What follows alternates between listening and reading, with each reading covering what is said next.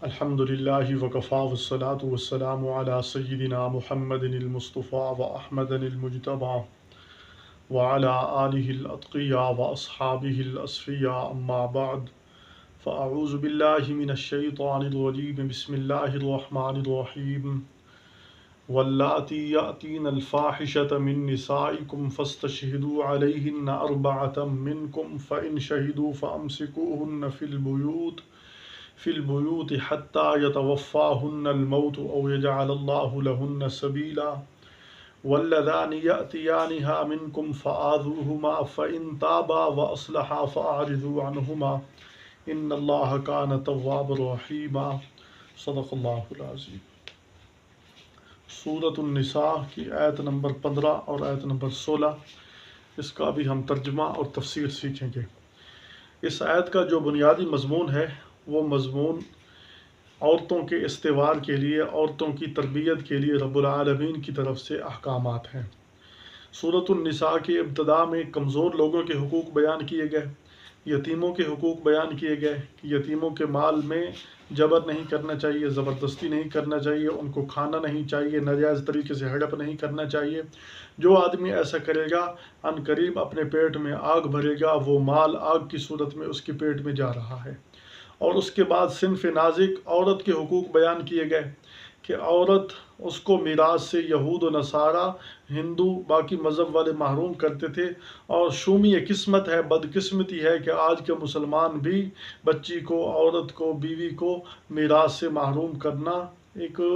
معاشرے کے اعتبار سے ضروری سمجھتے ہیں۔ اللہ تعالی ہم سب کو ہدایت عطا فرمائے۔ چونکہ قرآن حکیم نے اس صنف نازک کو حق دیا ہے کہ وہ صنف نازک ہر حق سے محروم تھی، تو رب کائنات نے اس کو میراث کا حق دیا، گھر کے اندر رہنے سہنے کے حقوق دیے، اس کو جو ہے نا ایک معاشرے کے اندر ایک عزت اور مقام عطا فرمایا۔ تو اب رب العالمین ان کی تربیت فرما رہا ہے کہ معاشرے کے استوار میں، معاشرے کے اندر رہنے کے لیے انسان کو مال کی ضرورت ہوتی ہے یا پھر ربط کی ضرورت ہوتی ہے۔ مال کی وجہ سے بھی ایک آدمی علاقے کے اندر ایک اچھا کہلاتا ہے کہ فلاں بڑا مالدار ہے، اس کی عزت اور وقار ہوتی ہے۔ اور اسی طرح ربط، ایک دوسرے سے میل جول رکھنا، ایک دوسرے سے تعاون کرنا، ایک دوسرے سے تعلق رکھنا، لیکن تعلق کی حدود ہیں، شریعت نے حدود مقرر کی ہیں۔ ایسا نہیں ہے کہ تعلق میں انسان حدود کراس کر جائے، تو وہ حدود یعنی ایک تو مردوں کا مردوں سے اختلاط، آپس میں معاشرے میں رہنا، معاشرے کے اندر رہن سہن اور ایک دوسرے سے تعاون کرنا، نیکی کے کاموں میں آگے بڑھنا، برائی کے کاموں سے ایک دوسرے کو روکنا، مردوں کا آپس میں تعلق، اور اسی طرح عورتوں کا آپس میں تعلق۔ لیکن ایک ہوتا ہے تعلق اختلاط کا تعلق، یعنی مرد اور عورت اکٹھے رہیں، اختلاط ہو، تو اس کے لیے شریعت نے نکاح بنایا ہے کہ نکاح کر کے مرد اور عورت، میاں بیوی آپس میں اختلاط کے ساتھ رہ سکتے ہیں۔ اس صورت میں جو عورت تمہیں پسند ہو اس سے نکاح کرو، نکاح کرنے کے بعد آپس میں اختلاط رکھو، آپس میں رہو سہو، یہ ایک بیوی اور میاں کی حیثیت سے رہ سکتے ہیں۔ لیکن اس کے علاوہ شریعت نے حدود و قیود بیان کی ہیں۔ وہ حدود و قیود یہ ہیں کہ انسان اگر ان حدود و قیود کے اندر رہے گا تو اللہ بھی راضی ہوگا، شریعت پر بھی عمل ہوگا۔ اگر حدود و قیود کراس کرے گا تو اس صورت میں وہ اپنی من مرضی پر عمل کرنے والا ہوگا، شریعت مطہرہ کو ٹھکرانے والا ہوگا۔ تو ان حدود و قیود کا خیال کرتے ہوئے ہمیں معاشرے کے اندر رہنا ہے۔ اور حدود و قیود میں ہم پردے کے مسائل اگر دیکھ لیں تو پردے میں شریعت نے محرم اور غیر محرم کی قید لگائی ہے کہ عورت کے لیے رہنا محرم کے ساتھ رہے، غیر محرم کے ساتھ نہیں رہ سکتی۔ تو محرم کے الگ رشتے ہیں، غیر محرم الگ رشتے ہیں، ان سے الگ رہنا چاہیے، ان سے جدا رہنا چاہیے۔ لیکن قرآن حکیم نے جہاں حدود و قیود بیان کی ہیں، وہاں اگر جرائم ہو جائیں، حدود و قیود کے بیان کرنے کے بعد ان پر عمل نہ کرنے کے نتیجے میں جرائم ہو جائیں تو اس پر سزا بھی مقرر کی ہے۔ قرآن حکیم کی یہ آیت جو میں نے سورۃ النساء کی آیت نمبر 15 پڑھی ہے، اس آیت کے اندر رب العالمین ارشاد فرماتے ہیں واللاتی یأتین الفاحشۃ من نسائکم، تمہاری عورتوں میں سے، تمہاری بیویوں میں سے جو کوئی کھلم کھلا بے حیائی کا ارتکاب کرے، مراد اس سے زنا ہے۔ ویسے فاحشہ کا لفظ کئی معنوں کے لیے آتا ہے، لیکن یہاں باتفاق مفسرین مراد اس سے زنا ہے کہ اگر کوئی شادی شدہ عورت زنا کرتی ہے، فرمایا فاستشہدوا علیہن اربعۃ منکم، تو آپ ان پر 4 گواہ مردوں میں سے بناؤ۔ تو زنا ایک حد ہے، زنا کی ایک حد ہے۔ حد اس سزا کو کہتے ہیں جو اللہ نے کسی جرم پر مقرر کی ہو۔ اور اللہ نے اگر وہ سزا مقرر نہیں کی، ویسے سزا کا حکم دیا ہے، تو وہ حد نہیں کہلائے گی، حدود اللہ نہیں کہلائے گی، جس کو ہم شرعی حد کہتے ہیں وہ نہیں کہلائے گی۔ وہ جو ہے نا قاضی کے ثواب دید پر موقوف ہوگا، جیسے اگلی جملے کے اندر، اگلی آیت کے اندر رب العالمین ارشاد فرما رہے ہیں۔ تو بہرحال میں عرض یہ کر رہا ہوں کہ اگر کوئی عورتیں زنا کریں تو فرمایا ان پر 4 مرد گواہ بناؤ، 4 مرد کی گواہ اللہ تبارک و تعالیٰ نے مقرر کی ہے، کیونکہ یہ معاملہ بڑا اہم ہے۔ اس معاملے کے اندر بہت بڑے فسادات ہیں، زنا کی وجہ سے ایک پورے خاندان کا ننگ اور عار کا مسئلہ بن جاتا ہے۔ تو اس لیے اللہ رب العالمین نے اس کے ثبوت کے لیے کڑی طور پر 2 شرطیں لگائیں، ایک تو گواہ ہوں 4، اور دوسرا وہ 4 بھی مرد ہوں، عورتیں اس میں شامل نہ ہوں، کیونکہ ایسا ہو سکتا ہے کہ ایک عورت گھر کے اندر آئی، اس کی مخالفت کی وجہ سے اس کا شوہر، اس کی ماں، اس کی بہن اور اس کی سابقہ بیوی یا اس طرح کوئی اور اس کے رشتہ دار عورت، یہ مل کر اس عورت کو بدنام کرنے کے لیے، اس عورت پر الزام لگانے کے لیے، اس لیے ایسا ممکن ہے۔ تو شریعت مطہرہ نے فرمایا کہ 4 مرد ہوں، اور مرد کون سے ہوں؟ فرمایا کہ مرد، ان کے لیے بھی شرائط ہیں، مرد وہ عاقل بالغ آزاد مسلمان ہوں، مرد بھی ہوں، عاقل بالغ ہوں، آزاد ہوں، مسلمان ہوں، مذکر ہوں، یعنی مرد ہوں۔ تو ان کی گواہی معتبر ہوگی، ان کے علاوہ کسی کی گواہی معتبر نہیں ہوگی۔ یہ 4 بندے اس زنا کے معاملے کو سمجھتے ہوں اور وہ صحیح طور پر گواہی دیں، تو اس صورت میں ان پر زنا ثابت ہو جائے گا، اور اقرار کی صورت میں بھی زنا ثابت ہو جاتا ہے۔ کوئی آدمی اقرار کر لے کہ میں نے زنا کیا ہے، اگر 4 گواہ نہیں ملتے، 3 بندے گواہی دیتے ہیں، تو اس صورت میں ان گواہوں پر حد قذف جاری کی جائے گی۔ جب اسلامی حکومت کے اندر یہ قوانین ہے کہ اگر کوئی آدمی کسی عورت پر زنا کی تہمت لگاتا ہے، اگر وہ اس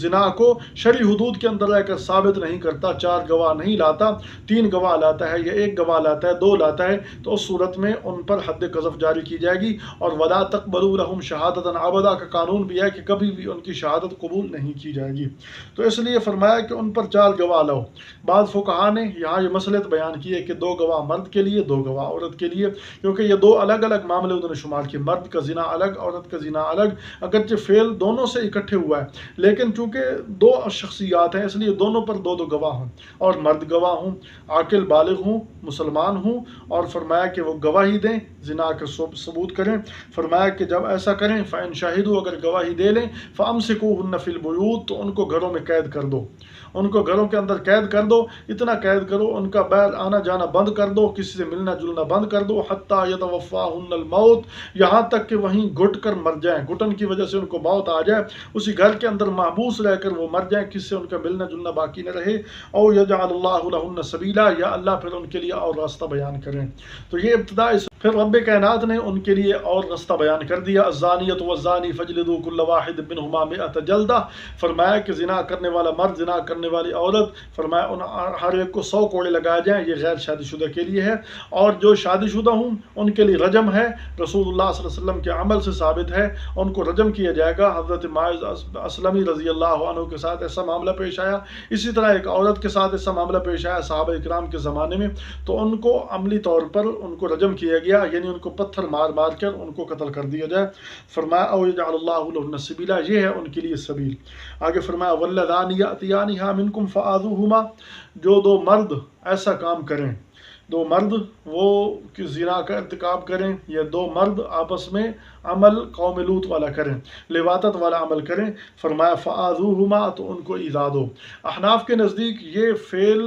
خطرناک ہے، زنا سے بھی خطرناک ہے، احناف اس کو زنا سے بھی خطرناک سمجھتے ہیں، کیونکہ زنا کی ایک حد ہے، جب تک شادی نہیں ہوگی ہو سکتا ہے زنا کرے، شادی کے بعد وہ سنبھل جائے، زنا نہ کرے۔ اسی طرح جو ہے نا عورت وہ اگر زنا کرتی ہے، جب شادی ہوگی اس کی خواہشات پوری ہو جائیں گی، زنا سے باز آ جائے گی۔ لیکن یہ قوم لوط والا فعل لواطت جس کو کہتے ہیں، فرمایا کہ اگر وہ ایسا کرتے ہیں فآذوہما، ان کو ایذا دو، ان کو سخت تکلیف دو۔ سخت تکلیف یہ ثواب دید قاضی پر موقوف ہے، قاضی چاہے تو ان کو آگ میں جلا دے، قاضی چاہے تو اس کو دریا میں پھینک دے، قاضی چاہے تو سمندر میں پھونک دے، بلند مینارے پر کھڑا کر کے ان کو نیچے پٹخ دے، پہاڑ کی چوٹی پر لے جا کر ان کو نیچے لٹکا دے، یہ اس کی ثواب دید پر موقوف ہے، چاہے تو ان کو جلا وطن کر دے۔ فرمایا کہ اگر وہ اس طرح کرتے ہیں تو ان کو یہ ایذا دی جائے، اور ایذا دینے کے بعد فَإِن تابا، اگر وہ توبہ طیب ہو جاتے ہیں، ایذا دینے کے بعد، سزا بھگتنے کے بعد وہ توبہ بھی کر لیتے ہیں، وَأَصْلَحَا، اور اپنے آپ کو سنوار بھی لیتے ہیں، فَأَعْرِضُوا عَنْهُمَا، تو ان سے اعراض کرو، یعنی مطلب یہ ہے کہ ان کا تذکرہ بھی ان کا تذکرہ بھی نہ کرو، ان کے گناہ کا ذکر بھی نہ کرو، ان کو اس طرح پکارو بھی نہیں، ان کو کبھی تانا بھی نہ دو، کیونکہ ہو سکتا ہے وہ سچے دل سے توبہ کر چکے ہوں، اور توبہ کرنے کی وجہ سے اللہ ان کا گناہ معاف کر دے، اور یہ جو تذکرہ کرنے والے ہیں یہ ان کی غیبت کر رہے ہیں اور غیبت کی وجہ سے یہ پکڑے جائیں، وہ تو چھوٹ جائیں، تو ایسا ہو سکتا ہے۔ اس لیے شریعت مطہرہ نے فرمایا فَأَعْرِضُ عَنْهُمَا، اللہ تعالیٰ کا فرمان ہے کہ ان سے اعراض کرو، ان سے دور ہٹ جاؤ، ان اللہ کان تواب الرحیمہ، کیونکہ یہ اللہ تعالیٰ توبہ قبول کرنے والا مہربان ہے، وہ تواب ہے۔ اتنے بڑے گناہ کے بعد بھی وہ انسان کو اپنی طرف رجوع کی دعوت دے رہا ہے کہ میری طرف آ جاؤ، آ جاؤ، توبہ کر لو، جب تم توبہ کرو گے تو مجھے رحیم پاؤ گے، مہربان پاؤ گے، میں بہت جلدی توبہ قبول کرنے والا ہوں۔ تو مذکورہ سزا کے بعد اگر وہ رجوع کر لیتے ہیں، اللہ کی طرف متوجہ ہو جاتے ہیں، تو اللہ رب العالمین کو کریم پائیں گے، مہربان پائیں گے، بخشنے والا پائیں گے، غفور پائیں گے، تواب پائیں گے، رحیم پائیں گے، وہ مالک الملک ہے۔ تو یہ جو عمل فعل لوط ہے یہ بہت خطرناک عمل ہے۔ یہ اگر کوئی مرد اپنی بیوی کے ساتھ کرتا ہے تب بھی ملعون ہے، حدیث پاک کے اندر ان کو ملعون فرمایا گیا۔ جناب ابو ہریرہ رضی اللہ عنہ روایت کرتے ہیں کہ لعن اللہ سبعۃ من خلقہ من فوق سبع سماواتہ، رب العالمین نے 7 آسمانوں سے اپنے مخلوق میں سے 7 آدمیوں پر لعنت کی، اور فرمایا کہ ان میں سے حدیث پاک کے اندر فرمایا ملعون من عمل عمل قوم لوط، ملعون من عمل عمل قوم لوط، ملعون من عمل عمل قوم لوط کے الفاظ 3 دفعہ آئے ہیں، 3 دفعہ یعنی جو قوم لوط والا فعل کرتا ہے ان پر رب العالمین کی طرف سے لعنت کی گئی ہے۔ اور اسی طرح حضرت ابو ہریرہ رضی اللہ عنہ کی روایت ہے، فرمایا قال اربعۃ یصبحون فی غضب اللہ، 4 بندے ایسے ہیں کہ جو صبح کرتے ہیں کہ اللہ ان پر غضبناک ہوتا ہے، ویمسون فی سخط اللہ، اور اللہ کی ناراضگی میں وہ شام کرتے ہیں۔ قلت من ہم یا رسول اللہ، جناب ابو ہریرہ فرماتے ہیں میں نے پوچھا یا رسول اللہ وہ کون ہیں؟ ارشاد فرمایا المتشبہون بالرجال من النساء، من الرجال بالنساء، مردوں میں سے وہ جو عورتوں کی مشابہت اختیار کرتے ہیں۔ بعض لوگوں کی عادت ہوتی ہے وہ عورتوں کی طرح چال چلن رکھتے ہیں، عورتوں کی طرح بال رکھ لیے، عورتوں کی طرح جو ہے نا اپنا لباس بنا لیا، عورتوں کی چال چلن رکھنا چاہتے ہیں، عورتوں کی طرح مٹک مٹک کر چلتے ہیں، تو فرمایا کہ ایسے آدمیوں پر لعنت، وہ صبح اللہ کے غضب میں اور شام اللہ کی ناراضگی میں ہوتے ہیں۔ والمتشبہات من النساء بالرجال، اور بعض عورتیں مردوں کی چال چلتی ہیں، مردوں جیسی کٹنگ کرانی، مردوں جیسے بال رکھنے اور مردوں جیسے اپنا فیشن کرنا، فرمایا ان پر بھی